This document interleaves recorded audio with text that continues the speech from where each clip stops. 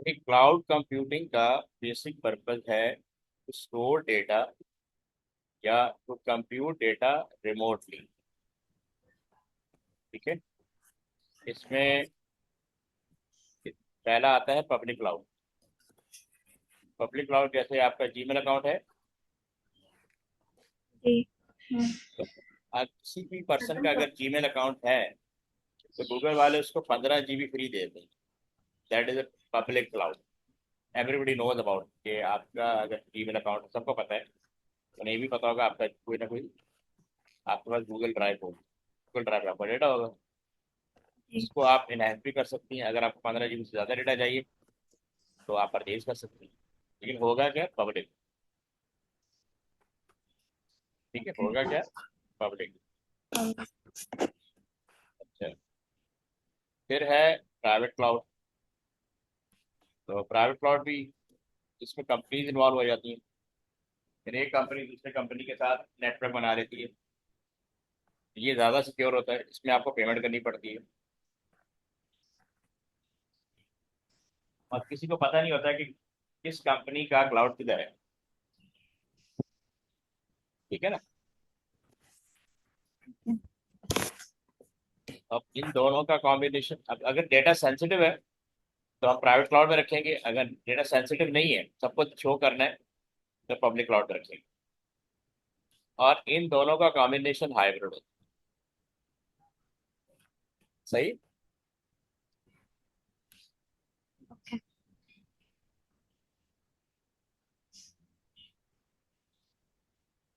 अच्छा, ये तो उसकी डिस्क्रिप्शन होगी। ये पढ़ लिया था आपने, एडवांटेज डिसएडवांटेज? जी। कोई इशू? ये फर्दर इनकी डिस्क्रिप्शन दी हुई है।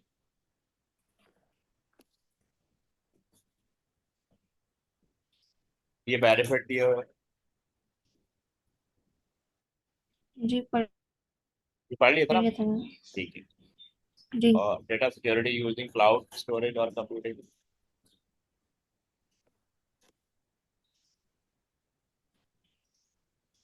Data loss.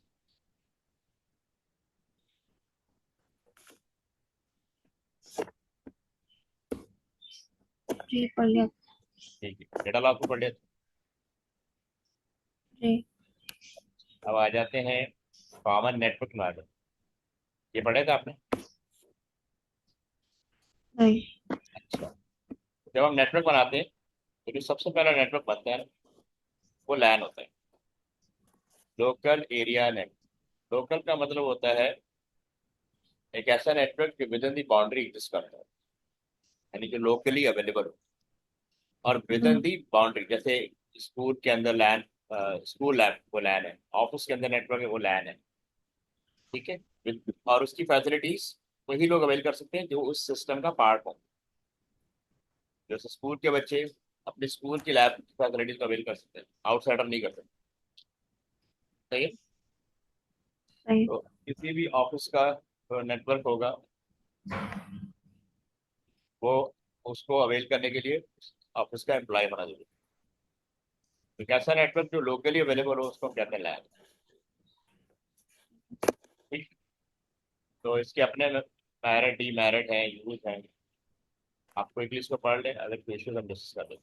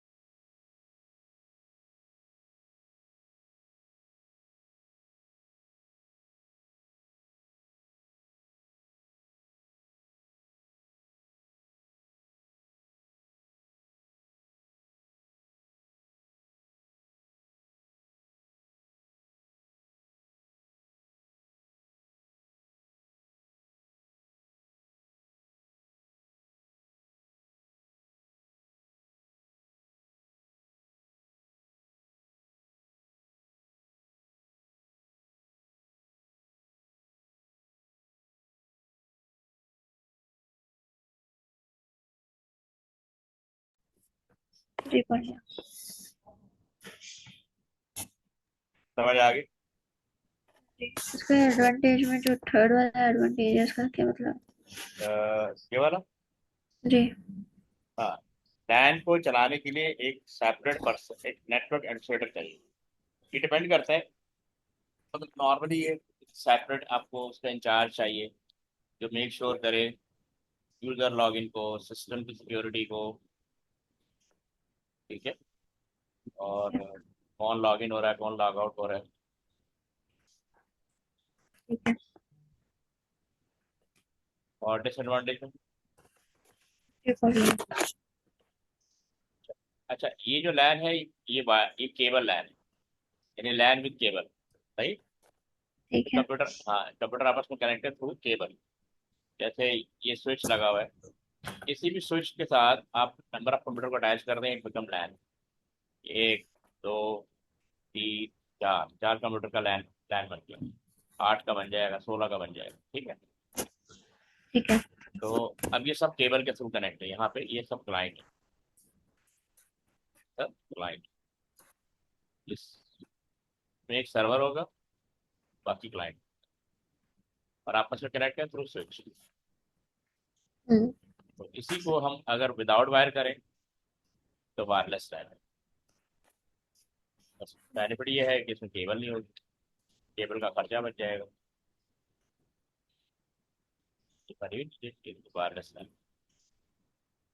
Access point, AP का मतलब होता है एक्सेस पॉइंट। एक्सेस पॉइंट के थ्रू कंप्यूटर आप कनेक्ट हो।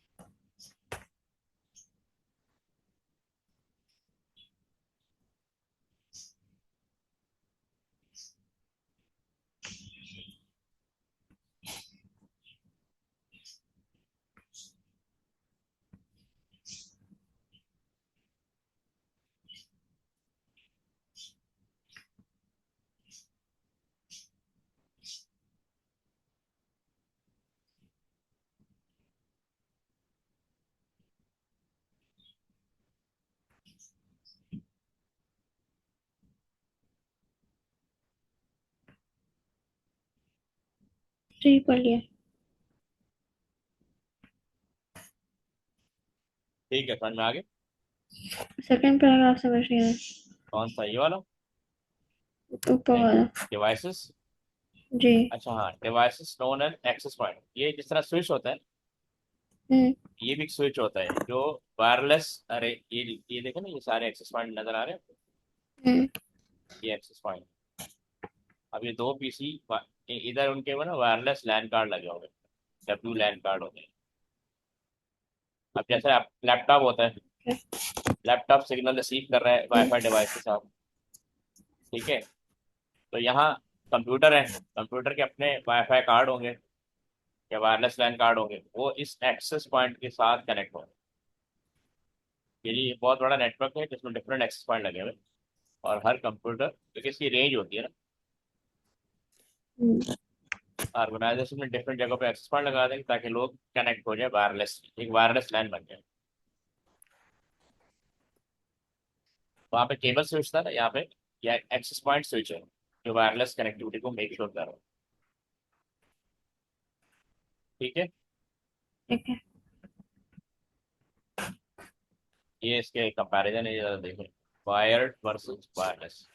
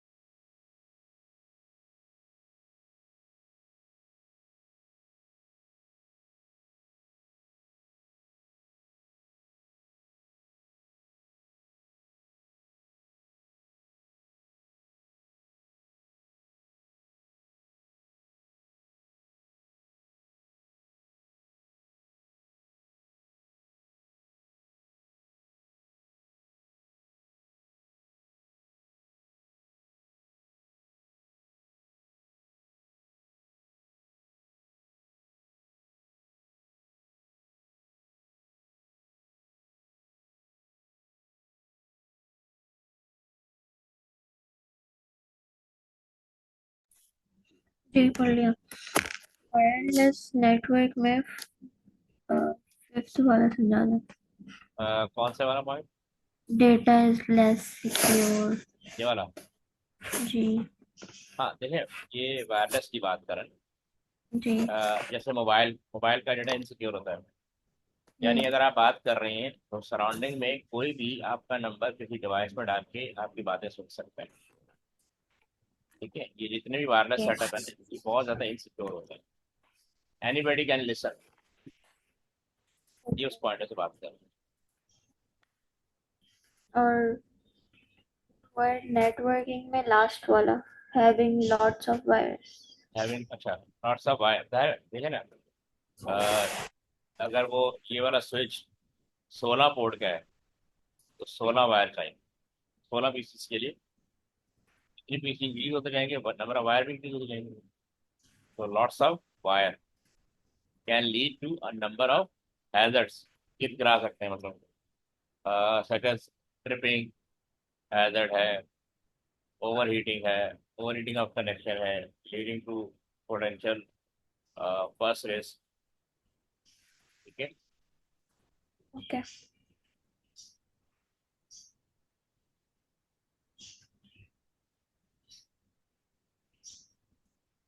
अब ये वाइड एरिया नेटवर्क आ गया। तो अगर दो लैन आपस में टेलीफोन के थ्रू कनेक्ट हो तो उसको हम कहते हैं वाइड एरिया नेटवर्क। किसके थ्रू कनेक्ट हो?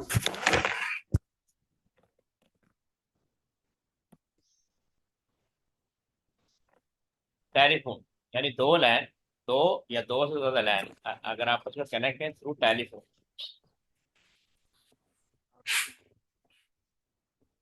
ठीक है। तो इस तरह के सेटअप को कहते हैं वाइड एरिया नेटवर्क। एक ऐसा नेटवर्क जो ग्राफिकली स्प्रेडेड हो, यानी city to city, country to country, continent to continent, इस तरह के अरेंजमेंट कहते हैं वाइड एरिया नेटवर्क। इंटरनेट जो है इसकी बेस्ट एग्जाम्पल है। समझ आया? जी। तो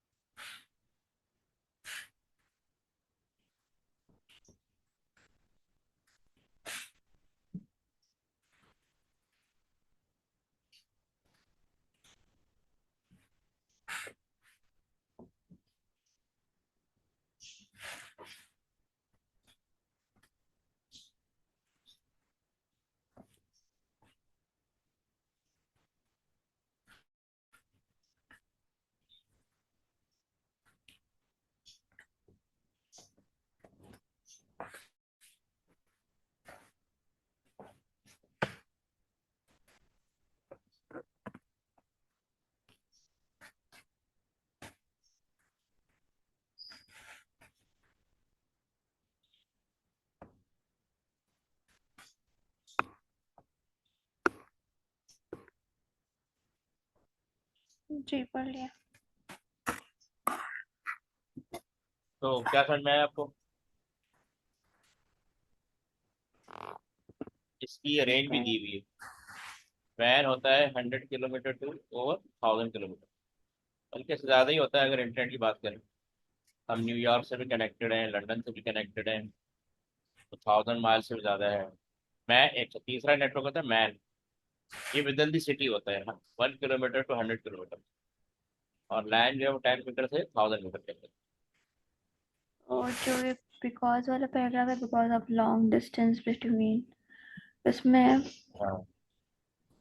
सेकंड पैराग्राफ में but they can use dedicated or हाँ least communication link. अच्छा ठीक है क्योंकि ये टेलीफोन के थ्रू कनेक्ट होते हैं। Hmm. सही। अगर आपके घर में टेलीफोन है तो वो है लीस्ट। ठीक है, आप उसकी पेमेंट करती हैं जब डायल करेंगे, यानी आप सिर्फ डायल करने की पेमेंट करेंगे। Hmm. तो ऐसा ऐसे सेटअप को कहते हैं लीज लाइन। लेकिन अगर आप लेकिन ये इसमें ये भी होता है कि कॉल कभी भी ड्रॉप हो सकती है, कभी कॉल नहीं भी मिलेगा, आपको सर्किट नहीं मिलेगा, बहुत बिजी जा रहा हो।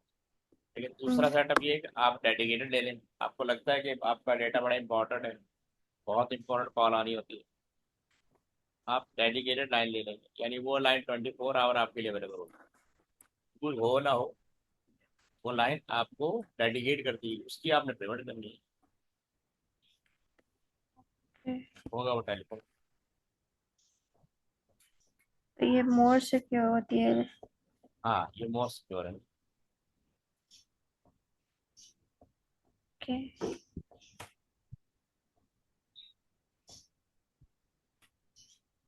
तो इधर फिगर 4.11 में जो इसकी example the 137 and 10 are known as end system reminders. हाँ ये तो कह रहा है स्विचिंग है ना, ये असल में स्विचिंग की एग्जाम्पल है। आप फर्ज करें यहाँ है, अब कभी भी आपने 10th पोजीशन पे जाना है तो आप ऐसे नहीं जा सकते। ठीक है, ये जो उन्होंने बताया है कि ये wide area network and system and intermediate system, यानी आप यहाँ पे हैं तो आपकी कॉल यहाँ जाएगी, यहाँ जाएगी, यहाँ फिर यहाँ जाएगी, फिर यहाँ आएगी। समझ आई? बहुत सारे जंक्शन से होती भी जाएगी आपकी कॉल, डायरेक्ट आपकी कॉल नहीं मिलेगी। इसको हम कहते हैं स्विचिंग।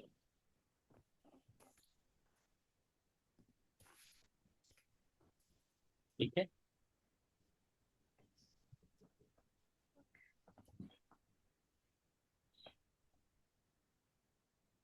ये हाँ मेट्रोपॉलिटन एरिया क्या होता है अच्छा, मैन वाला.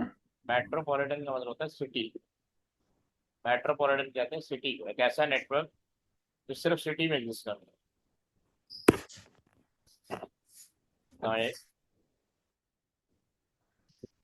मेट्रोपॉलिटन का मतलब होता है सिटी, एक ऐसा नेटवर्क जो सिटी के अंदर एग्जिस्ट करता है। उस सिटी से बाहर जाएंगे तो उसकी सर्विसेज आपको अवेलेबल नहीं है।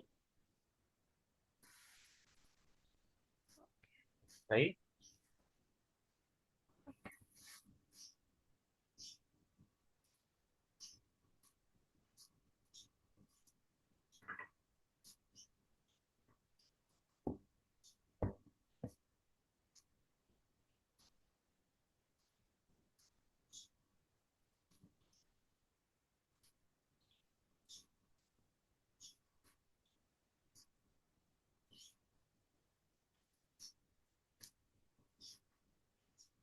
ठीक है, आगे बढ़े। जी. अब ये नेटवर्क इश्यूज आ गए एंड कम्युनिकेशन, सिक्योरिटी इशूज है रिगार्डिंग डेटा ट्रांसफर। इसके बाद पासवर्ड दिया हुआ है, इसको पढ़ लें, ग्रेजुअली देखते हैं।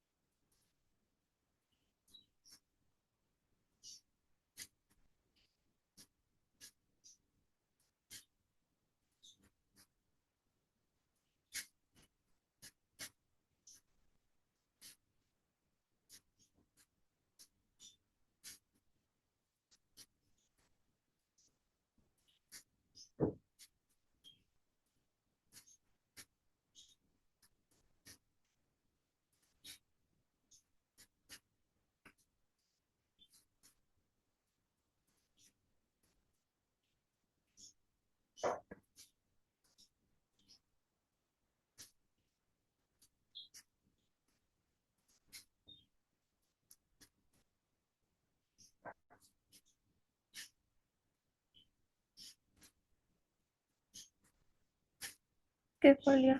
तो security issues regarding data transfer, इसमें जो है हैकिंग, स्पेशिंग, फार्मिंग।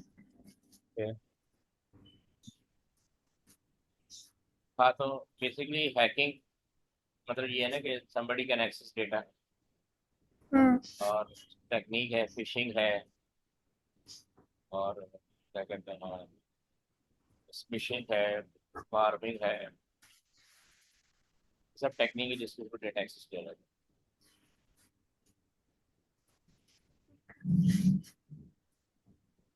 ये देखने याद है।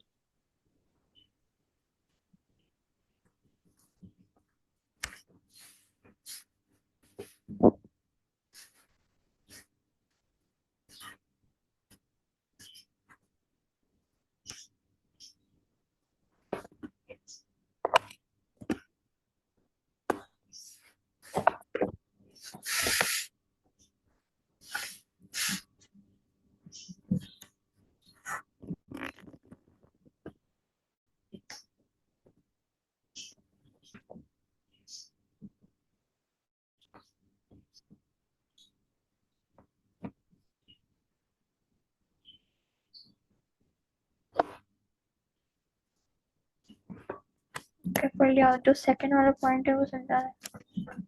Change password.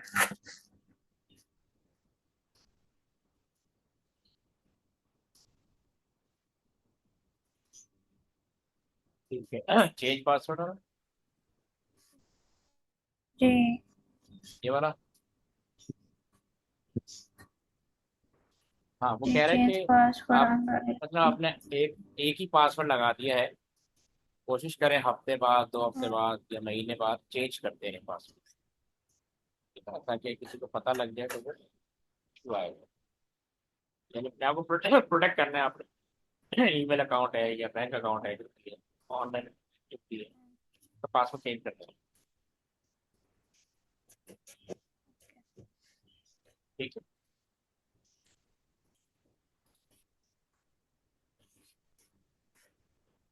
आगे बढ़े। उसके बाद अदर अथेंटिकेशन मेथड के, जैसे zero login, biometric, magnetic smart card, physical token, electronic.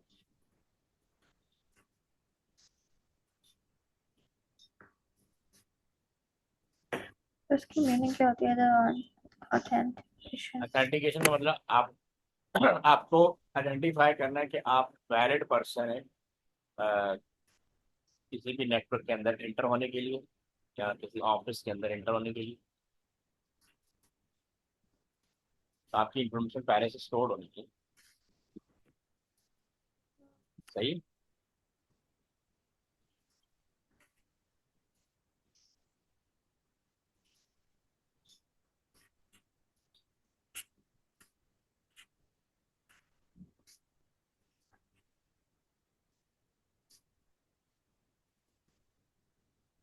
समझ आई। जी। ठीक है।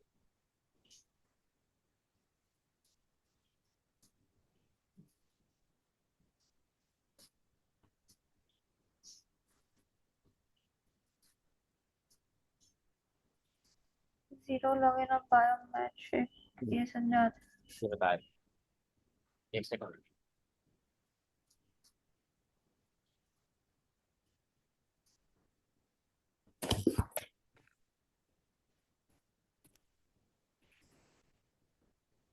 ये कह रहा है कि जीरो लॉगिन जो है ना, ये एक नया ऑथेंटिकेशन सिस्टम आया है that allow user to log into computer system without the need to type in a password. The mishandling of personal data over the years now mean we can no longer regard data that is password as being secret or protected. Okay, ठीक है।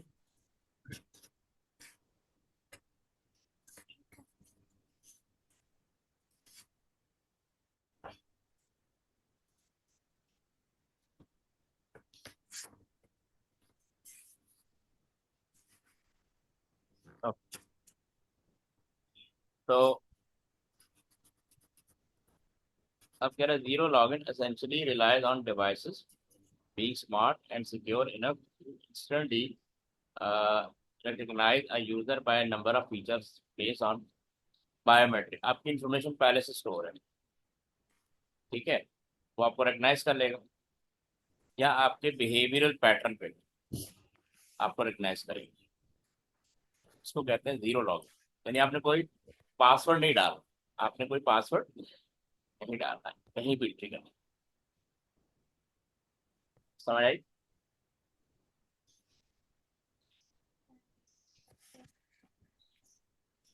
Clear है? जी।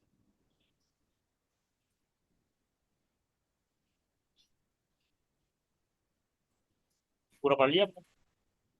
पहले यहाँ से लेकर यहाँ तक पढ़ लें, यहाँ से लेकर यहाँ तक। ये सब मेथड है कि how to log in in system, how to access.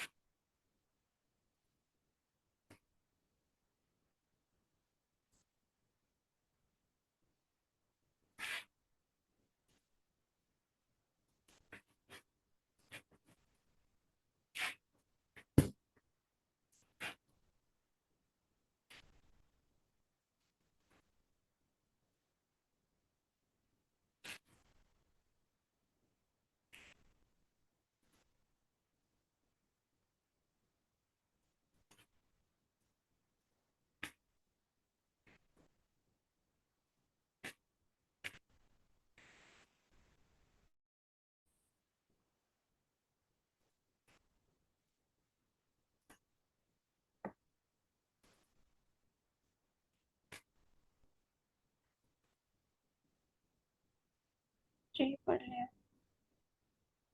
कोई इशू? आप फिर से एक बार समझा सकते हैं यही? देखें, ये मेथड है किसी भी सिस्टम के अंदर इन होने में। तो जीरो लॉगिन का मतलब है कि आपने टाइप कुछ नहीं करना। तो जैसे बायोमेट्रिक से इन हो गए, बिहेवियर पैटर्न से इंटर हो गए। वो लिखा है बिहेवियर पैटर्न में, क्या लिखा है? Include how you walk, your typing speed, your normal location. तो ये डिफरेंट मेथड दिए हैं कि जीरो लॉगिन को आप कैसे इंप्लीमेंट कर सकते हैं।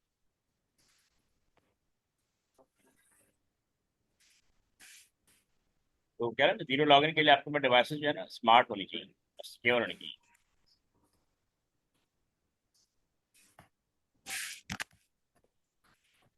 अच्छा, अब जैसे मैग्नेटिक स्ट्रिप कार्ड, आपने वो यूज किए होंगे, क्रेडिट कार्ड और डेबिट कार्ड यूज किए हैं? नहीं। हम्म? आपने देखे होंगे ना मैग्नेटिक वो जी क्रेडिट कार्ड, देखिए। हाँ, क्रेडिट कार्ड या डेबिट कार्ड, उसके पीछे पट्टी लगी होती है, एक स्ट्रिप लगी होती है, उसमें आपकी इंफॉर्मेशन होती है, ठीक है। उसको किसी मशीन में स्वैप करेंगे तो कार्ड चार्ज हो जाएगा। अगर डेबिट कार्ड है पैसे कट जाएंगे। अगर क्रेडिट कार्ड है तो पैसे ड्यू हो जाए। सही है। तो उसके लिए मैग्नेटिक स्ट्रिप कार्ड को यूज किया जाता है। इसके थ्रू आपके डाटा को एक्सेस किया जाता है। आपकी जो भी डिटेल है ये पढ़ ले जरा।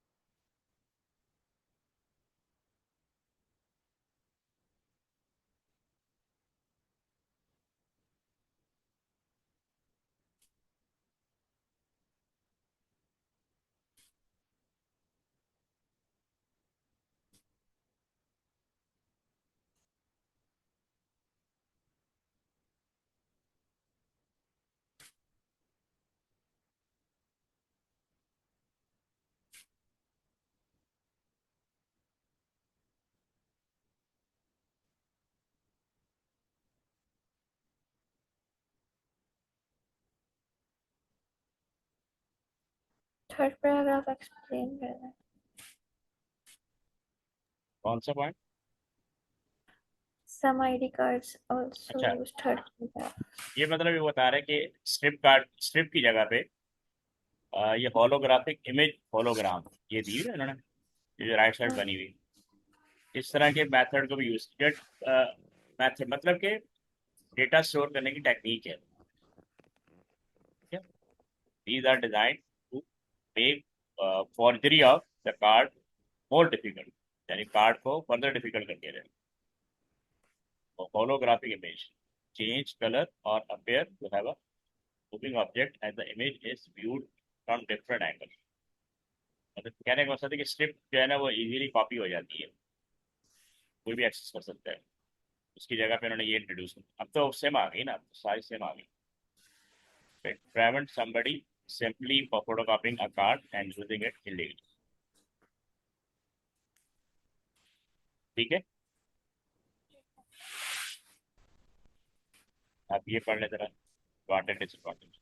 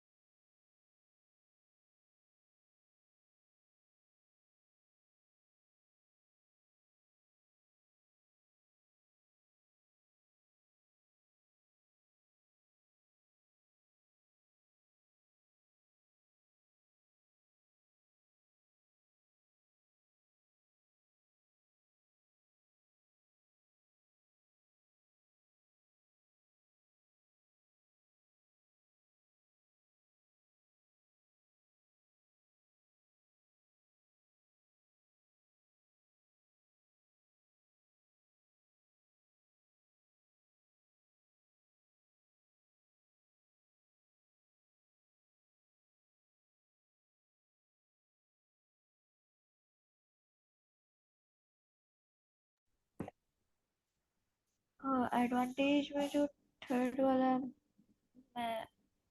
मैग्नेटिक कार्ड्स वाला है ये वाला जी, तो ये रिमोटली डीएक्टिवेटेड। मतलब कि अगर इस गुम हो जाए या ठीक है चोरी हो जाए तो आप इसको डीएक्टिवेट करवा सकते हैं कार्ड। इसका क्या नहीं। ओके।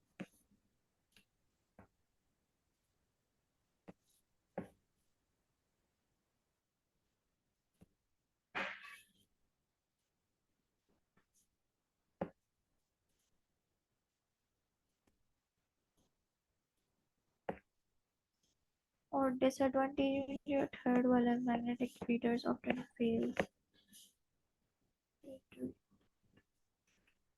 हाँ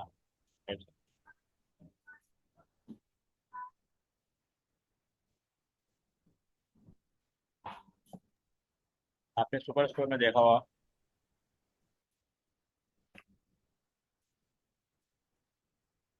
कि वो जो मशीन होती है तो मैग्नेटिक कार्ड इंसर्ट करते हैं उसको स्वैप करते हैं तो मैनी टाइम वो कार्ड को रीड नहीं कर पाते।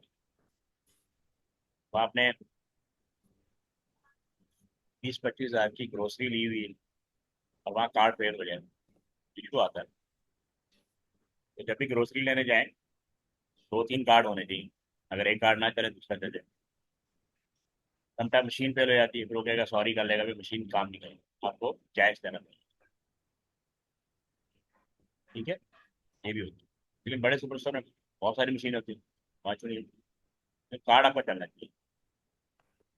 यहाँ बड़ी परेशानी होती है आपने 20-30 हज़ार की वो ली हुई ग्रोसरी वहाँ पे कार्ड ही नहीं चल रहा। बहुत सारे रीजन हो सकते हैं। तो कह रहे हैं magnetic reader often fail to read the card on the first second. तो बार बार स्वैप करते हैं इसलिए एक स्टेज को रन हो जाता है। सही स्मार्ट कार्ड देगा।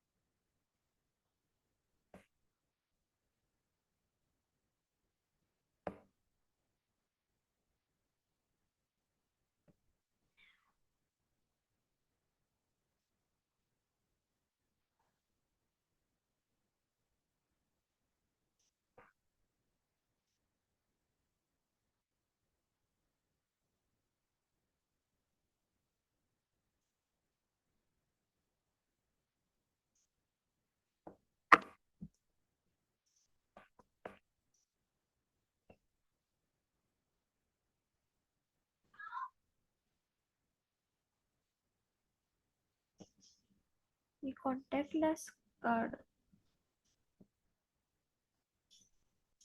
यानी आपको स्वैप नहीं करना पड़ेगा जी।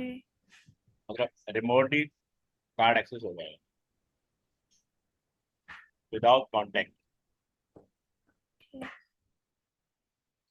और इसमें if the card in wallet के बाद जो है बार बोला क्या बोला। if the card is in a wallet or pocket or the ठीक है owner ठीक है of the card works. walks up to security gate. Reader on either side of the gate quickly scan the security data and store on the। हाँ आपका ये contact lens card है ना। अब कार्ड निकालने की जरूरत ही नहीं है कहीं भी रखा हुआ है वो ऑटोमेटिकली स्कैन हो जाएगा। आपको एंट्री का या एग्जिट का ऑप्शन मिल जाएगा।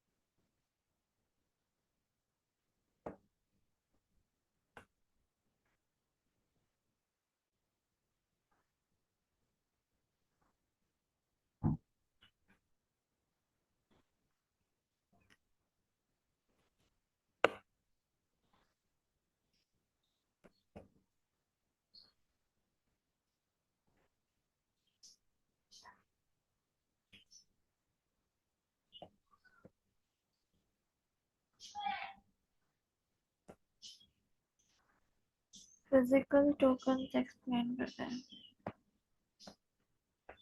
फिजिकल टोकन ना, ठीक। ये थोड़ा टिपिकल मेथड है कि मैंने कुछ सारा एक्सप्लेन किया हुआ है। इसमें कह रहा है फिजिकल और hardware token the form of authentication, the form of physical solid object. यानी आपके पास कोई फिजिकल टोकन होना चाहिए कहीं पे एंट्री होने के लिए। The user interaction with the login system is used to prove that the user has possession of the token. यानी अगर टोकन है तो आपको एंट्री मिलेगी, अदरवाइज आपको एंट्री नहीं मिलेगी। Physical token contain internal blocks, and when a PIN and other authentication detail are expected, then a one-time password is generated. जो आपके मोबाइल पे आएगा, the OTP is shown on a small screen. अच्छा नहीं, बल्कि screen पे show होगा। ये दिया हुआ। एक तरह से आपको इलेक्ट्रॉनिक गैजेट है। आपने अपना वो पासवर्ड, यूजर ने पासवर्ड डाला ना, आ, इस आप आपकी इस स्क्रीन, अब ज़ाहिर है इसका एक्सेस आपके पास है, ये ज़्यादा सिक्योर हो गया। On a small screen, the code changes on a regular basis and is usually only valid for less than a minute. 1 minute के अंदर एक्सपायर हो जाएगा, कोई और इसे यूज ही नहीं कर पाएगा। We will use banking as our example of its use. A customer has logged on to the bank's website. They get a web page which requires some form of authentication to prove who they are. तो आपसे आपकी information लेगा। To this, they need to use a physical token supplied by bank. ठीक है, हमने पूरा process लिखा हुआ है। The customer insert their debit card into the top of the token device. यहाँ पे कुछ जगह बनी होगी top of the token. First authentication step, and the device either recognize the card as genuine or reject it. The device then asks the customer to press identify, even identify, and then enter their PIN. Second authentication step. A one-time password is then shown on the device screen. This is usually an 8-digit code. The customer now goes back to their bank web page and enter the 8-digit code. So they are now given access to their account. अब तो ये OTP आपके mobile पे आ जाता है, तो ये पहले यूज हो रहा था, अब नहीं यूज हो रहा। ठीक है, ठीक है। ईमेल पे आ जाएगा या आपके व्हाट्सएप पे आ जाएगा या SMS पे आ जाएगा, ये पढ़ लें।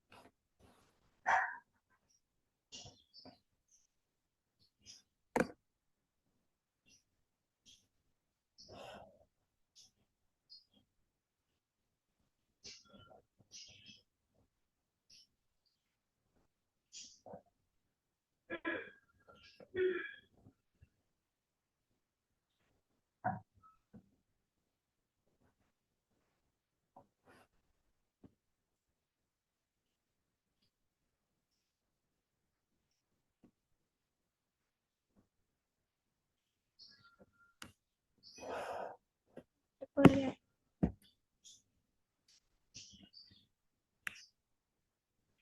ठीक है, ये दोनों पढ़ लिए, काफी फिर आज के लिए।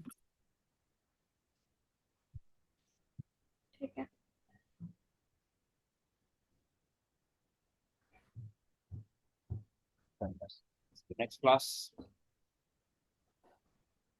अल्लाह हाफिज।